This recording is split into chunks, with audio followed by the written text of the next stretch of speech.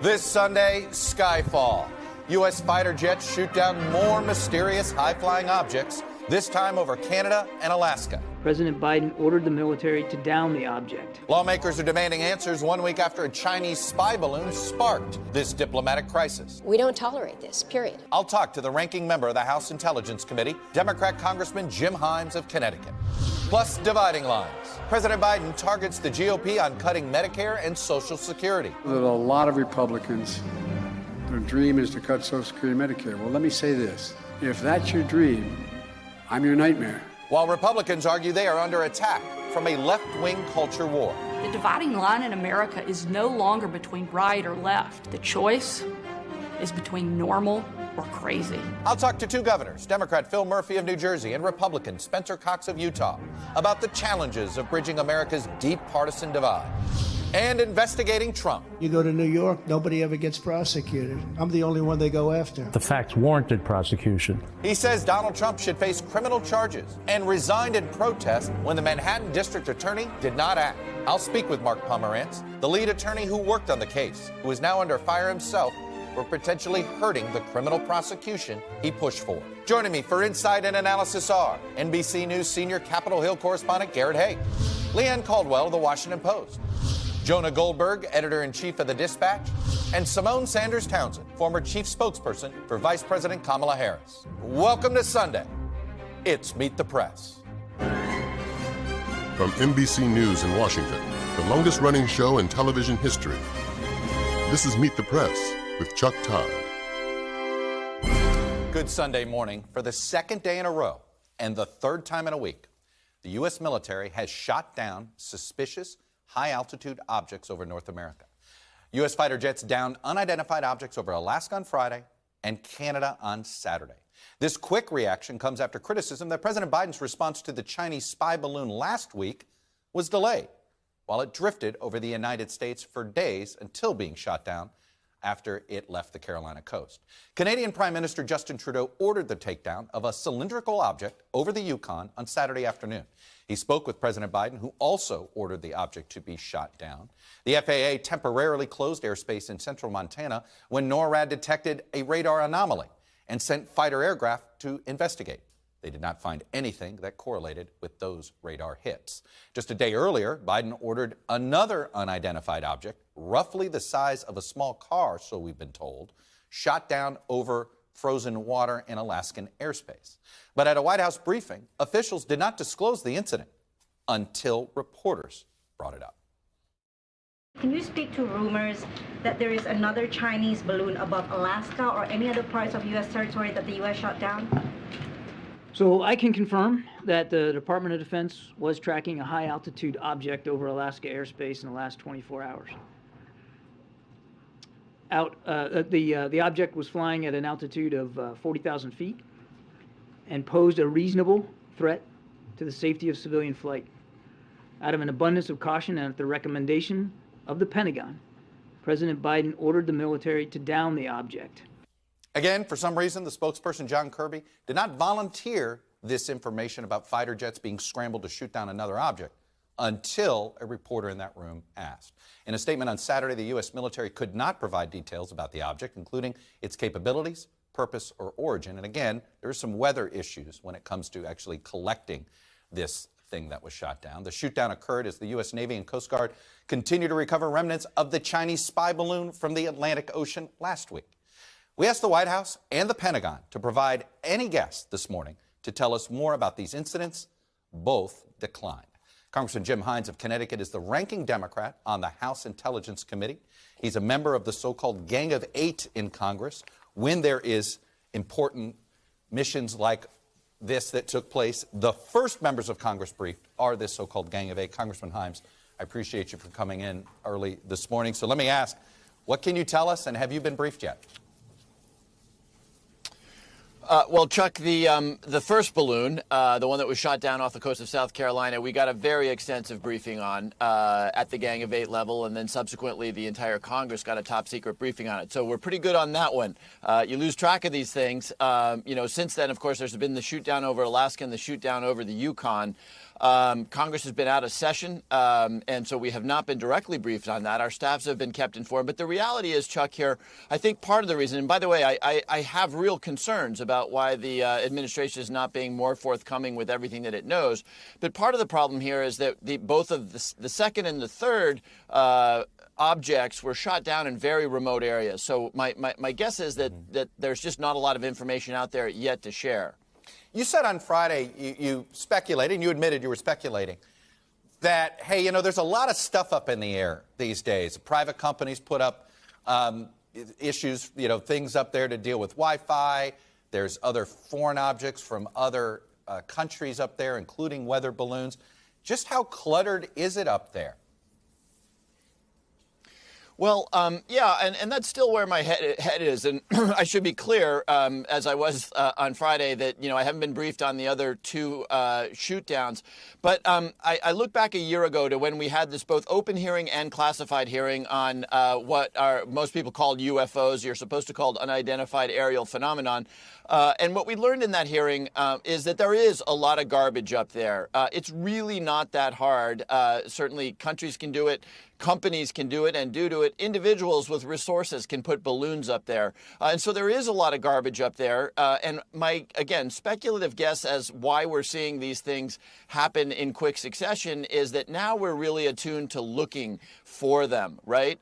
Without getting into detail, I can tell you that much of our radar, much of our sensors are really designed against the threats that most Americans are familiar with. We spent generations worried about missiles coming over the North Pole. They move very, very quickly and don't act like balloons. We always worry about aircraft. Those of us who remember 9/11 worry about aircraft that are unidentified. The truth is that that most of our sensors and most of what we were looking for didn't look like balloons. Now, of course, we're looking for them, so I think we're probably finding more stuff. So, and do you think, are we changing our posture? It does seem as if we see this unusual aerial phenomenon, and the decision, if there was not a threat to the country or a threat to an individual or an airline, we let it fly up there.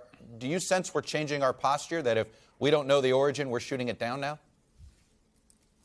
Well, I certainly hope not. I mean, if that's where we're going to go, there will be an accident. You know, at some point we're going to shoot down something we don't want to shoot down, whether it's civil aviation or what have you. But no, I think it's a little early to make that call. I mean, I would say two things about it. Number one, there's a logic to what the administration has done. The two shoot downs have occurred around objects that were a threat to civil aviation. Remember, the initial Chinese balloon was at 50, 60,000 feet. That's not a threat. If you're down at or below 40,000 feet, now you're in the travel zones for civilian aviation. There are concerns about gathering intelligence. That's why I think it wasn't wrong for the administration to want to observe the first Chinese balloon. There's questions about where this stuff might land. The two shoot downs obviously were over very remote areas.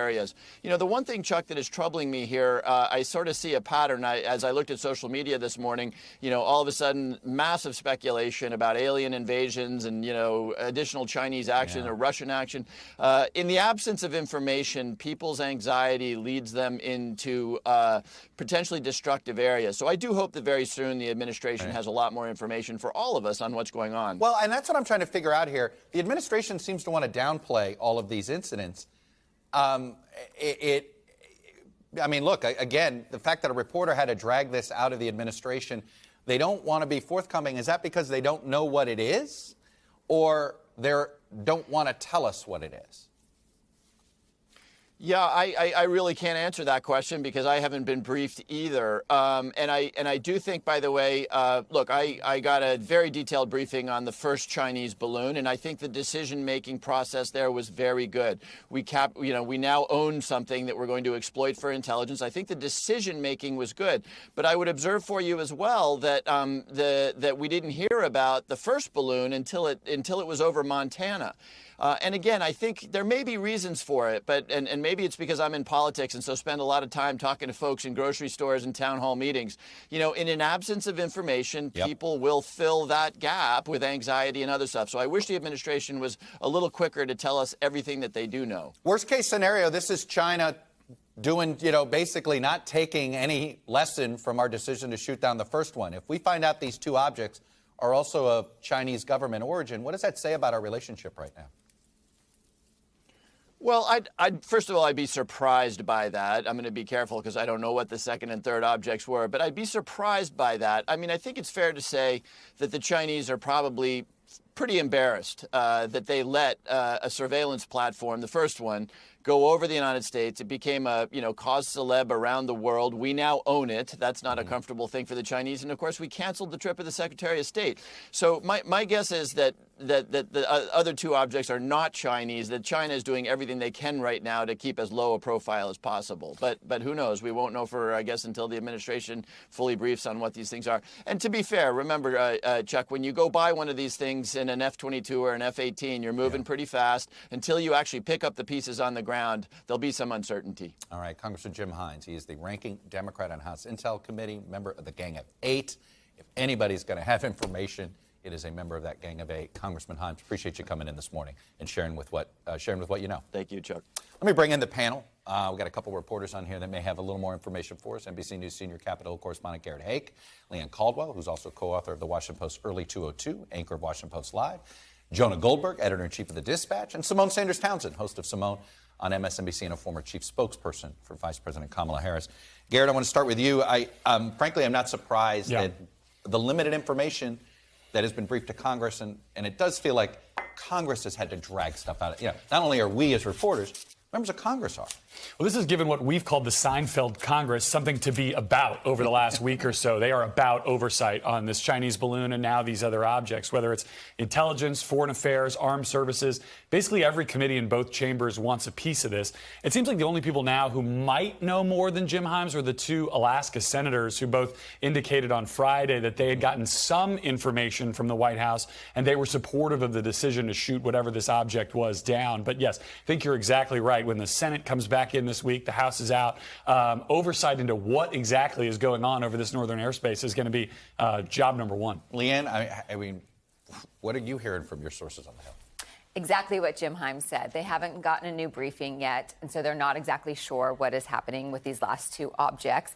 They want more answers, but there are problems that the House is going to be out for a couple weeks, so a new Gang of Eight briefing probably isn't likely, and that's where they get the most information. The Senate can do something. We already saw this. We also know that this is becoming very political as well. Not only Republicans see this as an opportunity to attack the administration over this, but even Democrats who are up for re-election in 2024 in conservative states like John Tester are also trying to be really tough on the administration. But there is unanimity on the issue of transparency. Everyone is calling for more. Simone, you've been in those decisions when you have to disclose something that's uncomfortable. And you're doing it in a week when you're trying to, no, we want to control our own message with State of the Union. Can't help but wonder if that stuff's colliding a little bit. Well, I do think it is when John Kirby came out, spokesperson for the NSC, came out to the podium, it was very clear to me that there was a prepared statement, meaning that they knew this was a question that folks had and they were ready to answer it. I don't know, Chuck. I don't know. I mean, maybe coming out just with it at top makes it seem more dire than what it actually is. And John Kirby, Admiral Kirby, didn't have any information, right? He had very basic information, and the more information the American people got was, in fact, from the Pentagon. I think that this is what we're experiencing over the last 2 weeks, I would argue, is the reality of, the presidency in the White House. You got to be able to walk and chew gum at the same time. You have the State of the Union, a number of domestic issues, the president giving the biggest speech on the largest stage he will give prior to a re-elect, 27 million people tuned in, plus triangulating on a number of these foreign policy, diplomacy issues. And look, I think that they have handled, if we juxtapose this with the other transparency question issue that folks had around the documents, I think that they handled this quite well. Jonah, this is sort of, I think, it feels like America is sort of changing its posture collectively on China, not just politicians. Like all of this is going to change all of our sort of perceptions. Yeah, I mean, I've been saying for a while now that the only area of sort of bipartisan consensus in America for the last couple of years has been hawkishness towards China. And the debate is between dumb hawkishness and smart hawkishness, but everyone agrees on hawkishness, right? And we can define those terms differently. I think Hines is absolutely right about this. The problem here is the lack of information and people filling in the blanks on their own. I mean, I've already been hit with the no. The Chinese thing is a story. This is really UFOs. I'm like, oh no. Oh, it's all over the place. Yeah, it has gone down some real rabbit holes. And I think one of the things that he makes a good point about is we haven't been looking for. Balloon is a funny word. We like talking about balloons, and it was a giant floating middle finger above Middle America. But the reality is these are all drones of one kind or another with different forms of propulsion. And I think, not to get into the alien thing, but to quote Yoda, begun the drone wars they have. Yeah. We are going to be having this for a long time to come. I don't know how to follow that up. There is no try when it comes to following up on there. All right, when we come back, Republican Governor Sarah Sanders accused President Biden this week of pursuing woke fantasies. I'm going to talk to two governors, Democrat Phil Murphy of New Jersey, Republican Spencer Cox of Utah, about the challenges they face on these culture war issues that divide Americans. Welcome back. When Bill Clinton declared the era of big government is over in his 1996 State of the Union address, it was clear that, at least for the moment, Ronald Reagan had won the argument on the issue of the size and scope of government. This week, Republicans gave President Biden a primetime opportunity to crystallize just how much ground they have ceded in the fight over government spending. With an eye towards 2024 and the upcoming debt ceiling debate, President Biden used his State of the Union address to try to drive a wedge between Republicans on the issues of Social Security and Medicare. Some Republicans want Medicare and Social Security to sunset. I'm not saying it's a majority. So, folks, as we all apparently agree, Social Security and Medicare is off the books now, right? They're not to be stopped. It's a rare, full standing ovation on that one. As Republicans seem to surrender on these fiscal issues, they're divided on national security. The principal thing that binds the party together right now is cultural issues, which was reflected in Arkansas Governor Sarah Huckabee Sanders' Republican response to the State of the Union on Tuesday night. I'm the first woman to lead my state, and he's the first man to surrender his presidency to a woke mob that can't even tell you what a woman is. The dividing line in America is no longer between right or left. The choice is between normal or crazy. Joining me now are the chair and vice chair of the National Governors Association, Democratic Governor Phil Murphy of New Jersey, Republican Governor Spencer Cox of Utah. The governors met with the president on Friday. They attended a nice black-tie dinner at the White House last night. Brad Paisley was the entertainment, by the way, speaking of bipartisan entertainment. Gentlemen, welcome to Meet the Press. Great to be back, Chuck. Governor Murphy, let me start with you on, this kind of be a little bit of a ping pong. I'm not going to lie to you here, but President Biden believes he's got a lot to tout particularly to working class Americans. And he's got a lot to tout about economic statistics. But you know this, you felt this in your reelection. They don't feel it. The public doesn't feel it. Why? I think there's a lead lag factor here. I think we underestimate the trauma of the past several years. Pandemic, inflation, supply chain, war in Europe, kids not in school in person.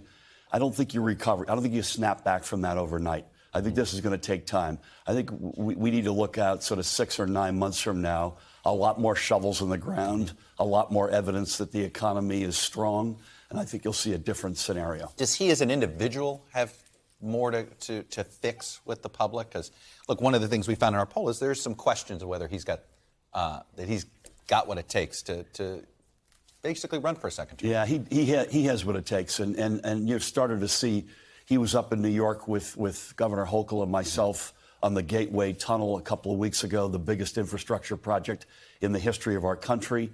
He was standing at the edge of the river between Kentucky and Ohio last month, celebrating a new bridge. I think you're going to see more and more of that, and when you do, you're going to see, I believe, a significant shift in the numbers and reality.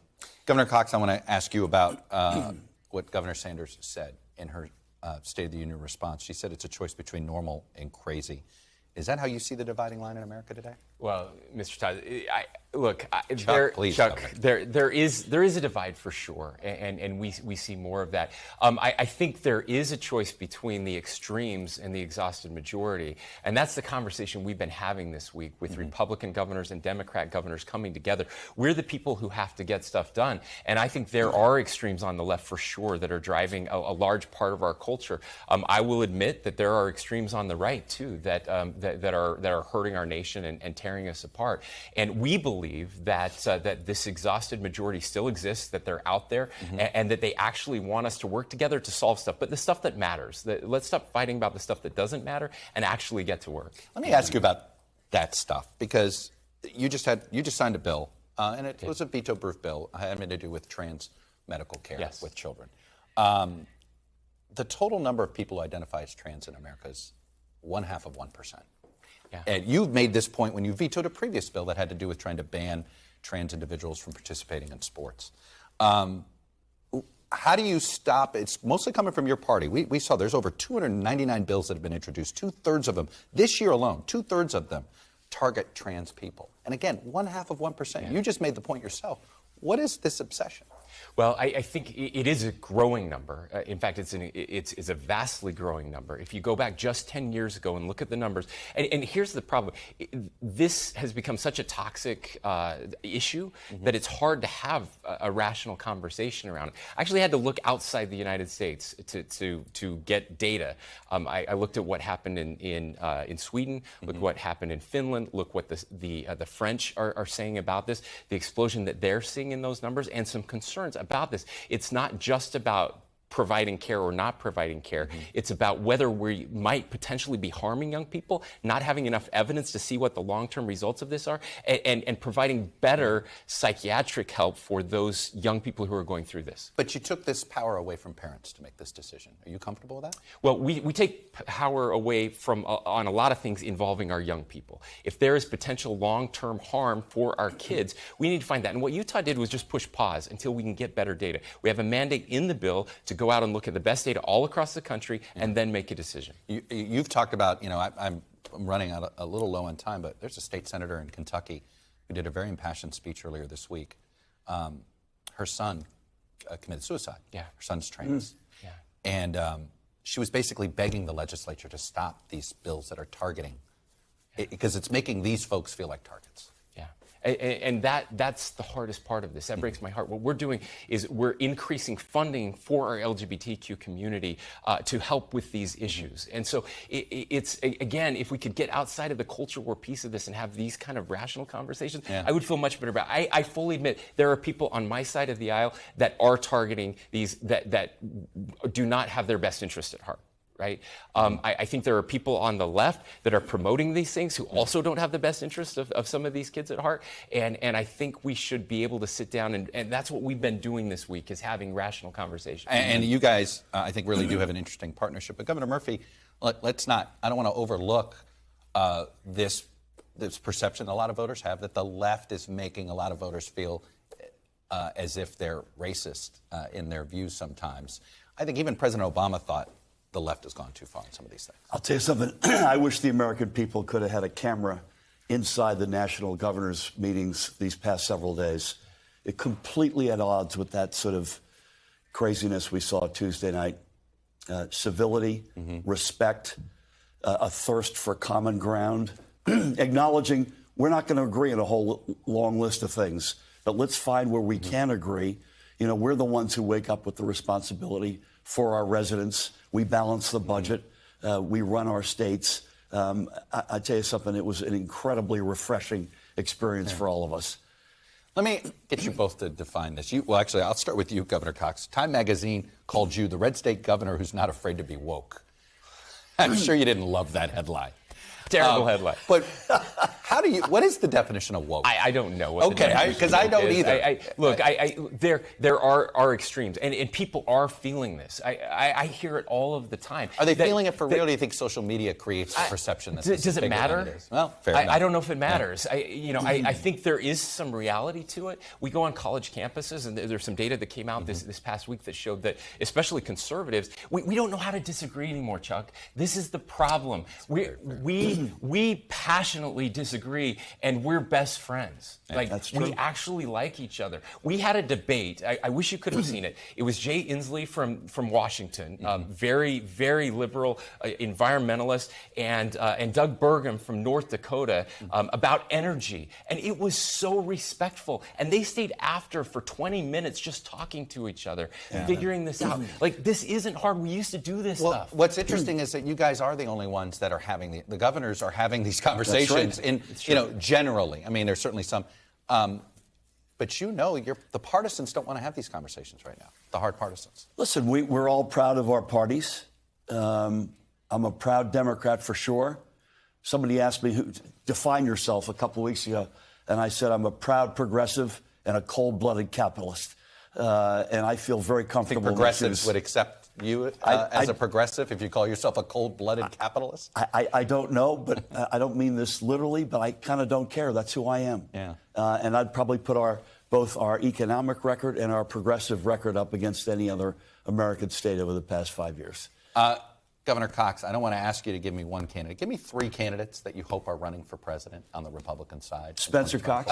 Sure. And I know he wants you to run. Yeah. But you got re-election maybe, right? Yeah. Are you running for re-election, by the way? I am running for re-election in the state of Utah, yes. Right. I prefer governors. That's the easy call for me. So the governors' names you've been throwing around. So Sununu? Sununu's fantastic. DeSantis, great Hutchinson. record. Asa's a good friend.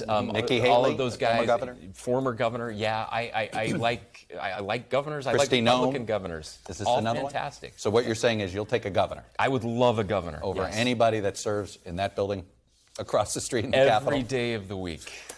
I'll take a president, by the way. All right. Governors Murphy and Cox, this is why we had you on together. I do think more Americans want to see this kind of conversation. Thank you both. Thank you. Amen. Up next, he resigned in protest when he believed the Manhattan DA was not going to bring criminal charges against Donald Trump. Mark Pomerantz is now under fire himself for potentially hurting the case he once pursued. Welcome back. Former Vice President Mike Pence was subpoenaed this week by Special Counsel Jack Smith in his investigation into the January 6 attack and Donald Trump's efforts to overturn the election results. The move by the Justice Department sets up a potential clash over the issue of executive privilege if the former president chooses to fight the Pence subpoena. And it's just the latest development in nearly half a dozen inquiries involving the former president. In Manhattan last month, the grand jury began to hear testimony on Trump's alleged role in paying hush money to porn star Stormy Daniels, whose real name is Stephanie Clifford, during the 2016 campaign. District Attorney Alvin Bragg's office is also continuing to examine the way in which the former president valued his assets. His lead prosecutor in that case, Mark Pomerantz, resigned last year, calling Bragg's decision not to pursue charges at the time a grave failure of justice. Now, in a new tell-all, People versus Donald Trump, an inside account, Pomerantz lays out his case for prosecuting Trump. But some critics worry the book could hurt any eventual Trump prosecution. In fact, this week, Alvin Bragg fired back. I bring hard cases when they are ready. Last year, when I took office, I did an exhaustive review of a matter put before me and came to the same conclusion that multiple senior prosecutors in my office independently came to. And that was that Mark Pomerantz's case simply was not ready. I continue to be concerned that it could jeopardize or undermine our ongoing investigation. Well, joining me now for his side of this story is former Manhattan Special Assistant District Attorney Mark Pomerantz, author of this book. Mr. Pomerantz, welcome to Meet the Press. Thank you so much for having me. Let me start with the criticism, because he's not the only one criticizing. Here's some legal experts. Barbara McQuaid, a former U.S. attorney, writing a book about a pending investigation was really poor form. Cynthia Alksney, a former federal prosecutor, strikes me as totally improper. Eliza Orlins, New York City public defender, this book could do irreparable damage to an ongoing investigation. I know you've heard this criticism. What say you? Well, I think the criticism is unfounded, and I can tell you in a nutshell why. First, with respect to the Stormy Daniels investigation that has gained impetus over the last month or so, the facts have been in the public domain for literally years. In fact, as I was doing research and pulling together the facts for my summary of what would go into the book, where I went to discover those facts was the internet, Michael Cohen's book, and the publicly available information from the federal prosecution of Michael Cohen. That's item one. Item two... Let me stop you there, though. In fairness, you know what was in that grand jury testimony, though. So you know what... You can't unknow that information. So even though you're using the public record, what you choose to excerpt is certainly not... Is it not influenced by what you know took place in the grand jury? Everything that went into the book with regard to the Stormy Daniels investigation, the financial statement investigation, was in the public domain. And if there was a detail that wasn't, as soon as there's an indictment, if there is an indictment, we don't know yet whether there will be a prosecution. If there is a prosecution, on day one, under New York's discovery law, which is among the most liberal in the United States, the defendant, in this case Donald Trump, will get everything that the DA has by way of witness statements, documents, facts, and so on. So there's nothing that... So in theory, anything in this book, what you're saying is he's going to get disclosed to him on day one post-indictment if one is happened. He will get on day one all of the materials, for instance, that reveal what Michael Cohen said when he was interviewed privately in the DA's office. That immediately gets turned over to the defense. If you move forward in a prosecution and you ask the question, well, will it be possible to pick a fair jury? I think when you look at it, there are challenges picking a jury in a case, a criminal case against Donald Trump.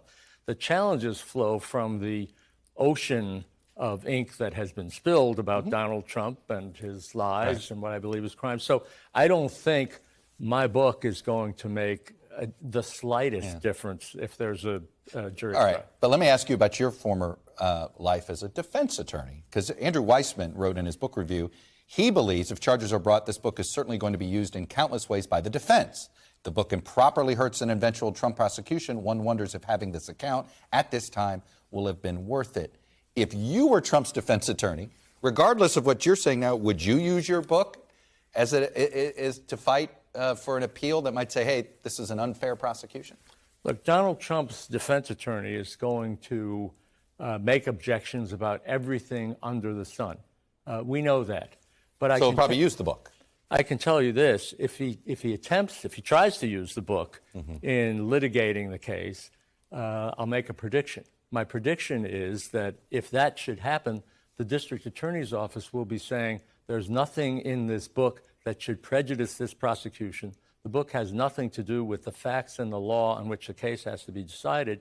So the book is meaningless. It doesn't provide any kind of defense. And if they make that argument, they'll be right. When you chose to write this book, when you chose to resign, it seems like you were pretty convinced this case was never going to be brought. Had you thought he was still going to bring the case, would you have written this book? I did think that the investigation was over. That's how it was presented to us from the circumstances. Had it not been over, would you be here today? I would have thought more about it, but I don't think I would have reached a different conclusion because I am as sure as I can be, based on decades of practice, that this book is not going to compromise a prosecution. My whole point in writing the book was there needs to be a prosecution. If I thought that the book was going actually to jeopardize a case, I wouldn't have written it. It seems as if, and this tension is in your book, there's a lot of violations of federal law that you can't really pursue at the Manhattan DA level. How important is it to flip Alan Weisselberg if the Manhattan DA is going to have a case? It would have been great to get Alan Weisselberg's cooperation in a state case, in a federal case. He worked for Donald Trump for decades. He was the money guy. As you write, you need a narrator sometimes in an indictment. Is he the ideal narrator? He would have been a good narrator depending on the crime. For the hush money case that the district attorney appears to be getting ready to bring, the narrator for that case is Michael Cohen. He was right in the middle of it, and he's. Is he a reliable narrator? I thought he was telling the truth in what he said about the hush money and the cover-up of the reimbursement and so on. Look, I talked about Michael Cohen's credibility in the book, but I don't think I was divulging any secret sauce when I made the point that his credibility will be challenged. Everybody knows that.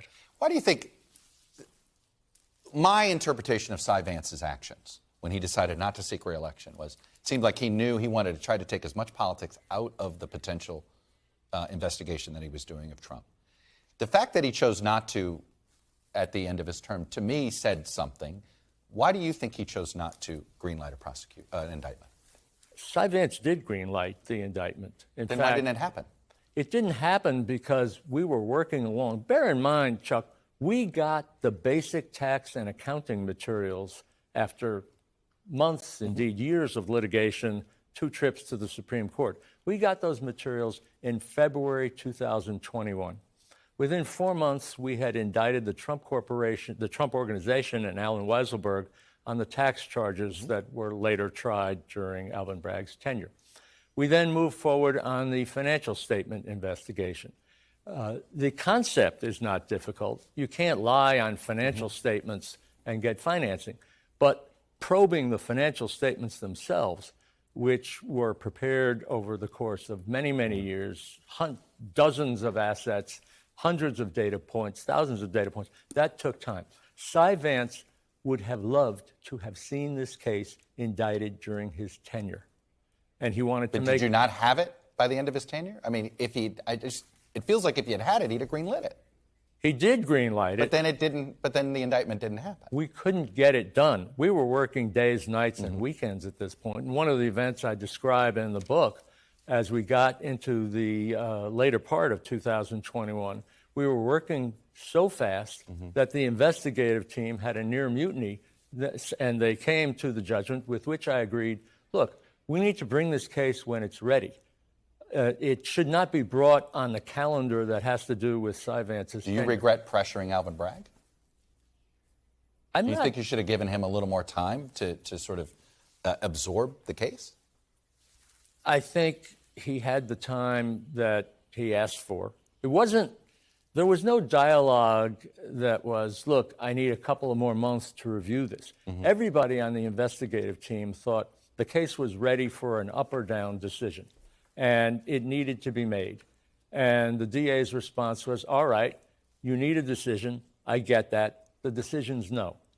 And then everything else happened. All right. Mark Pomerantz, that's all the time I have. The book, I recommend it to folks, an easy read. Good luck with it, and I appreciate you coming on and sharing your position. Thank you very much, and thank you for having me. When we come back, it's Super Bowl Sunday. Other than Meet the Press, of course, why football is the last shared experience for all Americans when it comes to what we watch on television.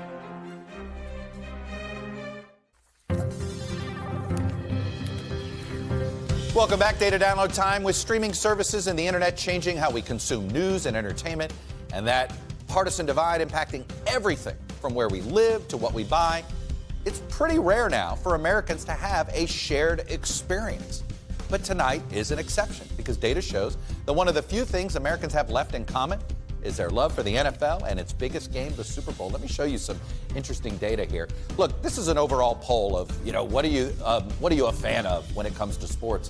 Coming out on top, the NFL, 44% of Americans call themselves NFL fans, followed by baseball, the NBA, and the NHL, and soccer. We do soccer generally here because we know MLS, Premier League. There's all sorts of things that you follow with soccer. But football, it is such a dominating part of our sports fandom that it's actually evenly divided between Democrats and Republicans. 44% of Democrats call themselves NFL fans, 45% of Republicans. Every other sport leans either left or right, not the NFL.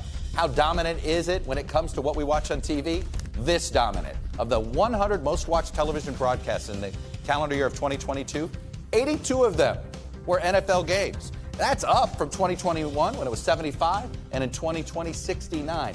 Each year, it seems like the NFL is getting even more popular in our fractured environment. And how popular is the Super Bowl? Check this out. Of the 30 most watched television programs in American history, 29 of them are Super Bowls. You know what the lone exception is? If you're over the age of 50, you know, it's the MASH finale. So there you go. And despite being America's most popular sport, football is also one of its most dangerous. This season's on-field collapse of Buffalo Bills safety Damar Hamlin and the string of head injuries to Miami Dolphins quarterback Tua Tagovailoa brought renewed attention to the safety risk in the NFL. And according to the league, concussions were up 18% in the 2022 regular season, with 149 suffered over 271 games. The league would say they're also monitoring concussions more. On Super Bowl Sunday 30 years ago, though, NFL Commissioner Paul Tagliabue appeared on Meet the Press to discuss the safety of the sport then. How comfortable are you personally with the inherent violence of professional football? Well, inherent violence, I think, is a choice of words. It's a bit argumentative. Some people say it's a contact sport. Chuck Noll takes issue with that. He says it's a collision sport if you play it the right way. John Mackey played it as a collision sport. Mel Blunt played it as a collision sport. So it is a collision sport. There will be a certain number of injuries in any sport of that type. There's a certain number of injuries in diving or bicycling or gymnastics. So we're very satisfied, and I don't want to sound self-satisfied, but we're very satisfied with the efforts that we make through our competition committee, through our coaches when I meet with them, through the league office, to control the contact in the sport and to assure to the degree we can the safety of the players. Well, to say that those comments haven't aged well is an understatement. Since then, the NFL has made quite a few safety changes, including the concussion protocol they finally began in 2011. Obviously, an acknowledgement that the game is not as safe as they said it was back then. When we come back, Mitch McConnell calls it a bad idea. A rare public disagreement with Florida Senator Rick Scott over his plan to deal with Medicare and Social Security, and how President Biden managed to restart that feud. Our panel is here. Welcome back. Simone Sanders, the State of the Union. What would the post-State of the Union feeling be like for Biden without Rick Scott and Marjorie Taylor Greene?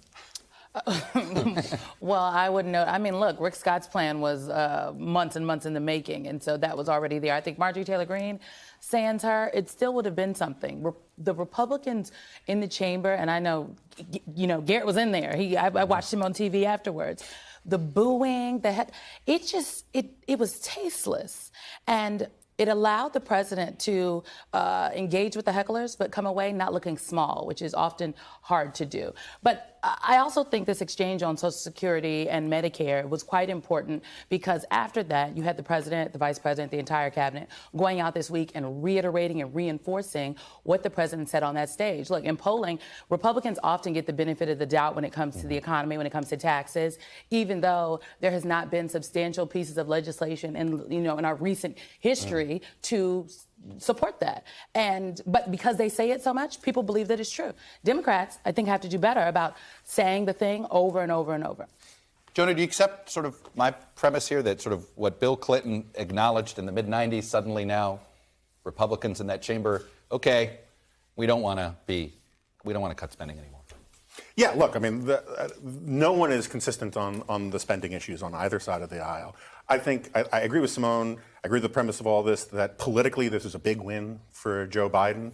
But policy-wise, the State of the Union was a bit of a dog's breakfast. I mean, it was all over the place. He's pro-capitalism, but he wants to be for competition, except he wants all buy American and economic nationalism. The reality is who loves that more these days? No, look, it's very popular. Yeah. It's very popular. That was one of the few bipartisan standing ovations. I agree, and it depresses me as a free market guy. But Rick Scott, his stupid gimmick about subsetting these things is stupid politically and all that kind of stuff, and everyone's obsessed with the politics of this. On policy, Rick Scott is closer to the right than everybody who's giving a standing ovation in there because Social Security and Medicare are going broke.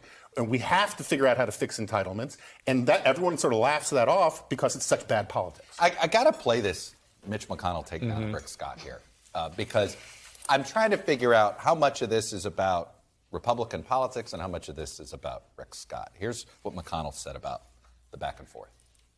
That's not a Republican plan. That was the Rick Scott plan. I mean, it's just a bad idea. I think it will be a challenge for him to deal with this in his own reelection in Florida, a state with more elderly people than any other state in America. Obviously, Rick Scott challenged Mitch McConnell. What's interesting is that Rick Scott decided to give it right back to McConnell here. This is what had seemed to be a tamped-down feud is now out in the open today. Well, and I think that serves Rick Scott's interests. I don't think it serves McConnell's. I mean, look, Mitch McConnell is better than any politician I've ever covered at not saying the thing he doesn't want to say. He's very comfortable saying nothing when he wants to. So when he says something like this is well thought out. Everything is intentional. Everything is intentional, and he means it. Now, I don't think this is about the leadership race because I don't think McConnell ever thought Rick Scott was a serious challenger. But I think this is a warning to anybody else that, guys, I know what I'm doing. I want to be back in the majority. If you think you have a plan, bring it to me or keep it to yourself. Rick Scott gets talked about for this, which is good for Rick Scott. Mitch McConnell would like him to go quietly sit back at his desk. You know, in fact, I do want to read the whole quote that Scott said, just in fairness, if we're going to have McConnell rip Scott. Here's what Scott said back, Leanne. He's always sort of backed up Biden, So this is what he's doing. He's backing up Biden again. He doesn't believe that we ought to have a plan. It just seems as if this is only going to help the White House more continue to find a wedge. Yeah, absolutely. So Rick Scott is a gift to the White House, and he is a thorn in the side of McConnell, as Garrett said, who wants to win back the majority. So this feud between McConnell and Scott goes back it goes back to the last election cycle, where McConnell blames Rick Scott for still being minority leader and not majority leader. But this issue of Social Security and Medicare, it is not going to go away. Biden said at the State of the Union, great, we're all in agreement now. But no, it's never not been an issue in a campaign season. It's going to be an issue this time. It's going to play into 2024. And guess what? There's actually a bipartisan working group right now I interviewed Kirsten Sinema this week. She's part of it. And they're going to present a plan to address Social Security. So this is not going to go away. Not only that, but it does feel like that we're going to lift the debt limit with a bunch of commissions, aren't we? Well, commissions and committees and all sorts of things so people can say, hey, we're going to do this stuff. So I talked to Jerry Bernstein from the Economic Council at the White House, and I asked, well, one, if you're not going to negotiate on the debt ceiling, what is really going on here? And he reinforced this conversation about the budget. The president's going to put his budget out on March 9th. The White House's position, in my understanding, is show me your budget from the Republican Party's point of view. So that is where they're going to have the debate. And I think that is where I think the White House will allow McCarthy to have some kind of win on the budget negotiations, but they're not going to touch the debt ceiling. Jonah, to the Republican presidential primary, are we going to see Social Security as a wedge issue in a Republican primary? I doubt it. I think that almost everybody is going to capitulate essentially to the Donald Trump position, which was don't touch him ever. How do they handle the flip-flop? Because they all have it, really, except him. How do they handle all the other flip-flops? I don't know. There's your quote. There's your quote of the show. Well, congratulations. That should get you trending on Twitter. That's all your favorite things. Hey, before we go this week on the Chuck Toddcast, I spoke with Peter Baker and this person, Leanne Caldwell, about how this week's State of the Union ranks with years past.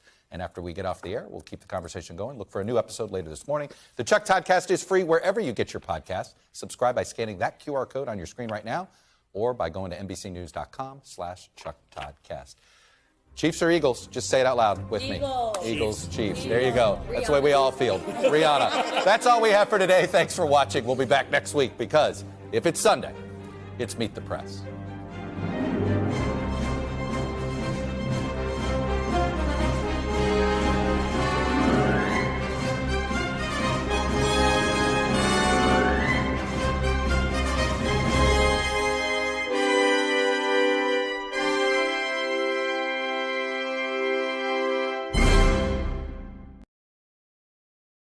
Thanks for watching our YouTube channel. Follow today's top stories and breaking news by downloading the NBC News app.